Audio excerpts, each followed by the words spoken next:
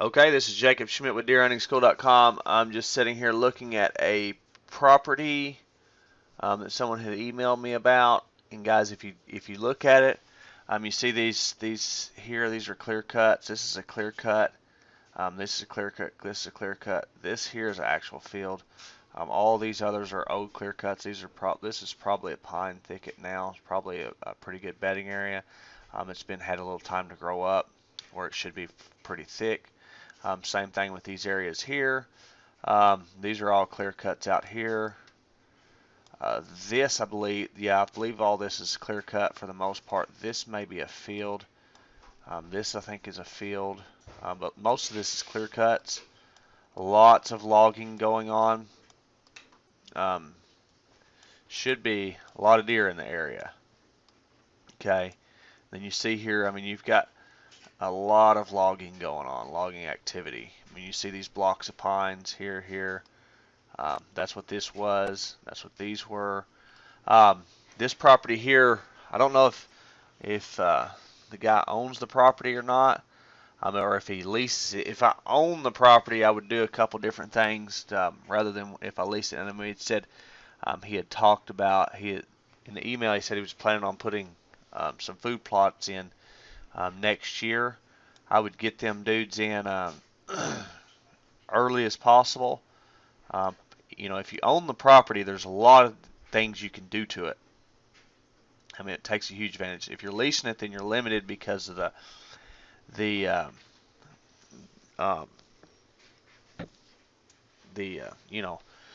it's usually timber company property. And then I don't know if you do own it. I don't know what kind of contract you have with the timber company as far as planting and stuff like that. Because a lot of times they own the trees and stuff. But I'm just going to kind of show you a couple things, as far as a management standpoint, and then point out a couple areas that are of interest. One, of course, you have the water. If you've got dry weather and stuff, the deer have to have water. So you've got water here on your property at water 3. Water 2 is off of the property. Doesn't mean that you can't catch deer coming out of, say, this bedding area that may be coming to that in this area here, or even here. You've got this clear cut. This clear cut is going to evolve from dirt, which is pretty much what it is right now, to, I guess it is. Well, no, it's probably going to be, it's probably already a pretty good food source for the deer, because this picture was in 2012.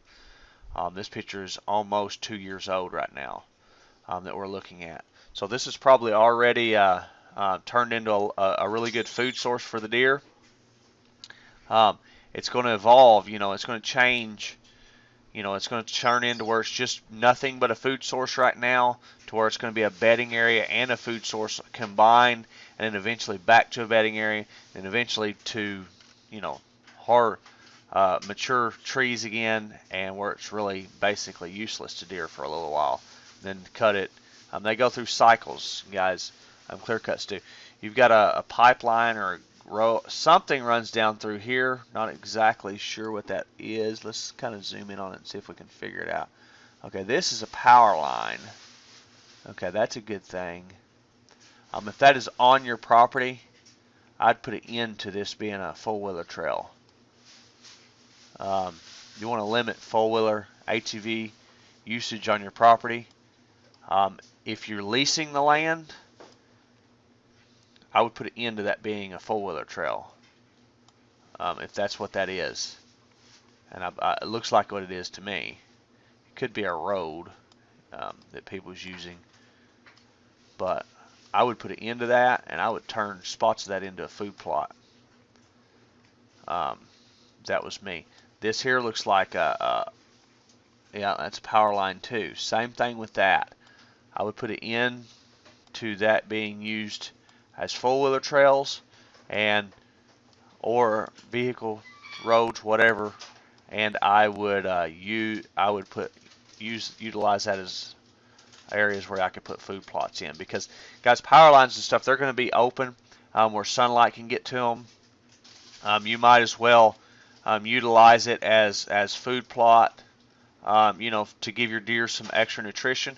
This spot here looks like where there was their actual logging area, where they were picking up the logs and stuff. I would utilize that as a food plot area. Okay. Now,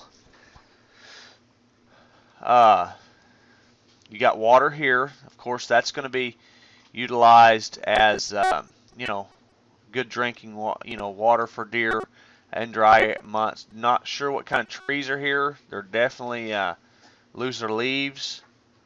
So I would definitely keep that in mind. There could be some scattered oaks and stuff. It looks like most of the trees are pines in the area. I'm guessing. These things have not lost their leaves in January. I didn't look how far south we were, but I can definitely tell. Like here, I know you guys have a lot of live oaks down here where you're at in this area, so there could be a lot of live oaks because they really won't lose their leaves. So you know what kind of trees they are. You've got here you've got different types of food. You've got to locate them, and that's going to depend on how you hunt it. But what I see right now, I see water. You've got water here. You've got water here. There were two spots that I want to keep in mind if they have dry, unseasonably warm weather, things like that. The deer are going to have water. I want to keep them in mind. Possibly set them up and hunt them at the right time. Here's an open area here that I would try to do some work to and maybe turn this into a food plot if you've got that. Some other things that I did notice about the property is it looked fairly thick. I've already went back and looked at different timeline on this property. And I'm going to go back real quick and kind of show some of this where I could see that. I think it was that picture right there. Let me see. Oh yeah, right here.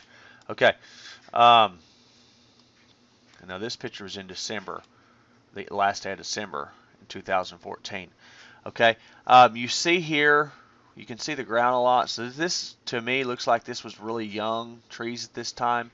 So these should be pretty thick as of right now. These areas should be. So you should have a lot of areas where deer can stay, have a lot of cover. So that's going to be good. And then of course you see the water and stuff. And then now these are clear cuts. Okay, we're going to go back to that regular picture. What I do see is I do see a couple funnels. One is this, as of right now, this could be utilized as a funnel. This patch of woods around this clear cut could be utilized as a funnel from deer, especially your more mature deer from coming here to here. This here could be utilized as a funnel. If this isn't too grown up, that's a spot that I would be interested in right here. Catching deer as they're cruising and stuff. I think that's the only two that well, no, we have one here. Okay, this should be utilized as a funnel now until these get grown up more. They may already be too grown up to use this as a funnel, but because some type of agriculture is going on here. I don't know if it's hayfields. Something's going on in this field here and this field here. So what you've got is deer using this point as a funnel, coming in and out. Okay, and then like I said, I would end any four-wheeler usage on this property. I know you may like riding four-wheelers and stuff because a lot of people do. But I would definitely end that. I don't know. A lot of times you have people from around that's doing that, and all around your property, they'll ride four-wheelers all over the place. That's putting a lot of pressure on your deer that's unnecessary. And if you're hunting it, you want to allow them deer to have as least amount of pressure as possible on your property and let them pressure all the woods around it. Okay, so the key areas, of course, the water. I want to set them up and keep them in mind that they're going to be hot during certain times. Guys, I have courses on timing pressure mature bucks. That's a great course on that. And also, the person asked me, said there was a lot of scattered sign on the property. I think I haven't hunted in a long time. Um, I have a course on advanced scouting, and it basically shows you how to come in, gather information and collect the data and map it out and stuff like that, and learn to see what you're actually looking at. Because what happens a lot of times when you have big woods like this is they'll go several different directions. Well, you'll have deer sign. You may have, let's say, deer coming out of, this pine thicket here, and they may come up and go this way one day, and then they come out and then they go this way one day, and they come out and they feed in here one day. Well, then they may bed over here in this spot here the next day, and then they come out and so what happens, you have deer using the area in several directions, so it scatters the sign out.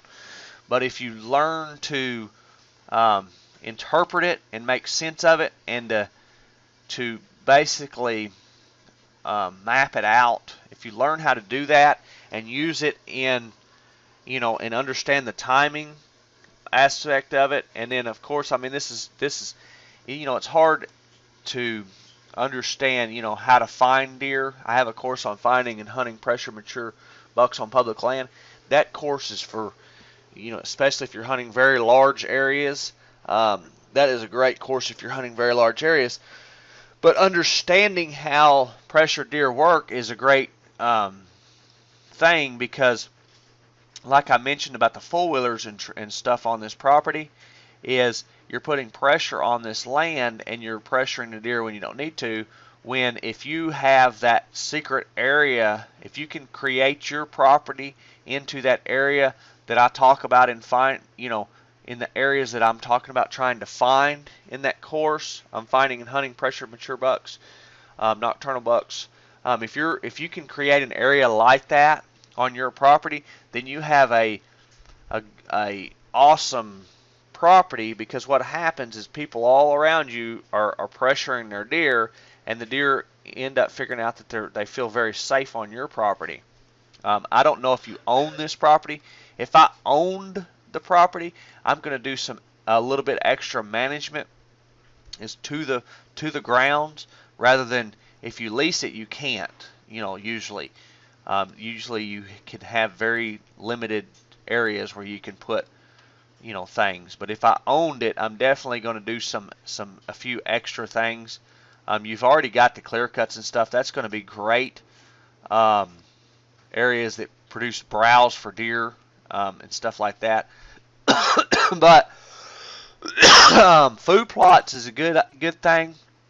Just a lot of people overrate food plots. Especially in the southern states like we have here. You don't want to overrate it and try to make your whole entire property food plots. You want to keep it as natural as possible. Now, I'm not saying don't put food plots in. Do that. Just don't overrate them, because the deer have a lot of natural browse within these logged areas. They have a lot of natural browse that's just natural for them, for the deer. Like this, I believe this is a clear cut. That's just a lot of natural food for the deer. It's hard to beat natural food sources. It's just hard to do that because of the, that's just natural for the deer.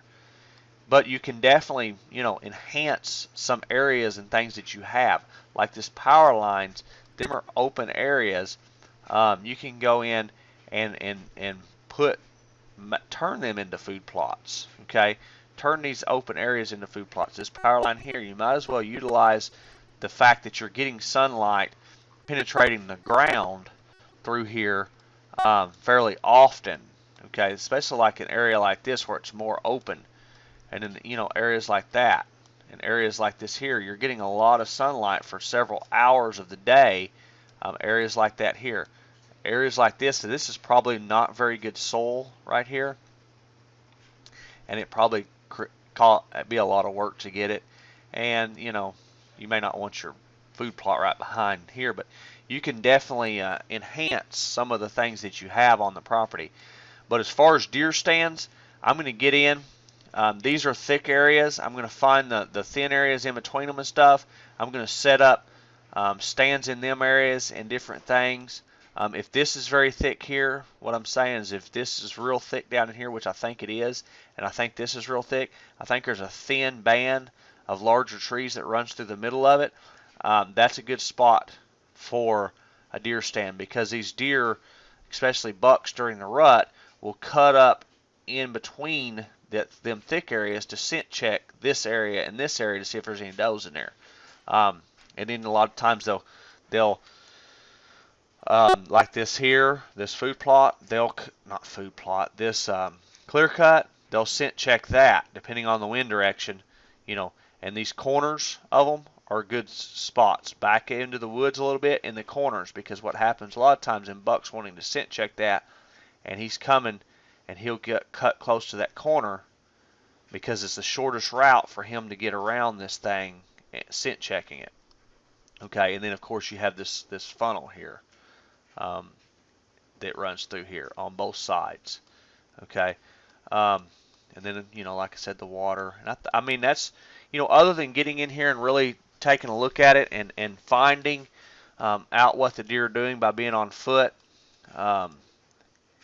Them are the areas I'm going to key in on, and I have the course on advanced scouting. It's not what a lot of people would probably think. It's not like, hey, this is what a deer trail looks like. This is what. It's not like that. It is how. I'm assuming with that course that you already know what a deer trail looks like. I'm assuming that you already know what scrapes are and rubs are and stuff like that. It is how. And I'm assuming that you know how to, look at aerial photos like this and say, hey, that's a clear cut. This is this here's a field. You can go back and look in the time. Okay, I'm just going to do it real quick. I'm going to scroll out just a little bit here, and I'm just going to go back time. Okay, as you notice these fields that you think are fields, they're going from trees to field, back to fields. They're not fields, they're clear cuts, okay? That's an easy, I'm assuming that you already can, put that together, okay? But you do notice that there are a couple that stay fields. This one here stays the entire time as a field. That's some type of a ag area. I don't know, it could be hay or whatever. You notice this one down here, this field here stays. Okay, that may be an entire agriculture field. Okay, let's scroll back and do this again to see. Okay, yep, that entire field stays open the entire time. Okay, so I'm assuming this is some type of agricultural field here. And then you see all these clear cuts and stuff, and understanding that. But then you go in, and guys, the problem with a lot of people have when they're scouting, they have a hard time making sense of what they understand, because sometimes it's very difficult, especially in big wooded area. Now, agriculture area, we're just going to say for a second this is an ag area. Agriculture areas are much easier because, okay, we're going to say this here's soybean fields. Okay, this is really not set up like an agriculture area would be. Because it is an agriculture area for pine trees. But, okay, let's just say these are all fields here, okay, all around here, and this is wooded area, okay? We're going to zoom in, and I know this ain't your property, but let's just say this for a second. This is the difference in big woods and ag areas, okay? Let's say this is a soybean field here, this is a corn field here, this is a rice field, whatever. These are all crop fields, okay? Well, and then you have a patch of woods here, and you have this patch of woods here, and then let's say this is a patch of woods. Okay, we're just going to say this one area is. Okay, what you have is you've got these wood lines. That's your funnels. It's a lot easier to find the deer, and you know where the deer are because the deer are forced to come down through these areas here without going out in the open. Okay. The deer, of course, they're feeding out here. That's obvious. They're feeding out into these ag fields, but they're living and they're sleeping in here. That's not the case when you get to an area like this here. Okay, these deer are not forced to say, you know, they have to stay in this patch of woods because this is a field and all these are fields around it. You know, it's not like that. The deer can stay in here. They can come into here. They can feed here. They can go over here and feed under these oak trees here, or say you got some live oaks over here, or you got this little field here. They can feed in this field here. They can come over here, feed in this clear cut. They can feed in this clear cut, feed in this clear cut. You know, they can browse through here, eating some mushrooms. They can come over here and eat on some of these short trees here that are you know, not real old, that gives them good browse. Stuff like that. It makes it a lot more difficult to understand what the deer are actually doing because of that, because you do get the mixed deer sign. It gets all kind of run together, and a lot of times you don't even have well-defined deer trails in areas like this, because the deer, they'll kind of wander through the woods, and that's because they're feeding here and there and wherever. But they will have travel corridors and travel routes. Okay, they will have areas that will you know, that they will travel on a regular basis to get from bedding area to feeding area. Okay, and as the hunting pressure and the season changes, them areas are going to change. They're bedded. You know, when deer are not pressured, deer will bed out in the open a lot, especially at the beginning of the bow season. Usually, a lot of people don't realize this. Let's say if this field here was a field and there's a lot of deer feeding in this field. Well, the problem is, and what happens a lot if you've got much hunting pressure, is people come in here and they start hunting the edge of this field. Well, a lot of times these deer are bedding right on the edge of the field. As they come in and out, they spook the deer, and also they hunt a lot of times right on the edge of the field, and the deer will be, you know, in the evening right in the field. Well, when they get down, the deer sees them. They spook the deer, so, you know, a lot. Well, then these deer stop using this field in the daytime, and then they come through here and they browse through the woods, and then they come out in the field after dark. Okay, that's what happens all the time. Okay, so what happens at the beginning of the year, you've got these deer that are feeding right on the edge, and then they move because of hunting pressure, and then the food source gets cut, so then they move somewhere else, and they just continue to move around. And if you don't understand that, you're going to have a very difficult time keeping up with the deer. And guys, you know, like I said, I have a course on that, timing and hunting pressure deer. I have a course on all kinds of things, and I have new stuff that's going to be coming out as well. That's really going to help you out. But logged areas like this here are going to evolve. You're going to have areas that are bedding, that are food sources like this here. This clear cut is a food source right now. Okay, it is going to evolve into where it is a bedding area and a food source. The problem is you're going to have a lot of deer that's going to stay in there all day long. They're not going to come out. Bucks are going to be able to pile up in there. Not necessarily pile up in there. If you got a dominant buck, he's going to keep the other ones ran out. But deer are going to be able to pile up in there. You're going to have several does that stay in there all day long. And you're going to have you know, deer in there a lot. If you have dry weather, the deer will have to come out to get water. If you have wet weather, they don't have to come out. There's going to be pockets here if you've got a lot of rain, if you've had a lot of rain, that there's going to be low areas that's going to fill up with water. And the deer will not come out of here hardly at all during the daytime if you have a lot of hunting pressure on them. Okay? So, and then from that stage, it's going to turn him back into a mature stand of trees to where it's basically useless to the deer almost.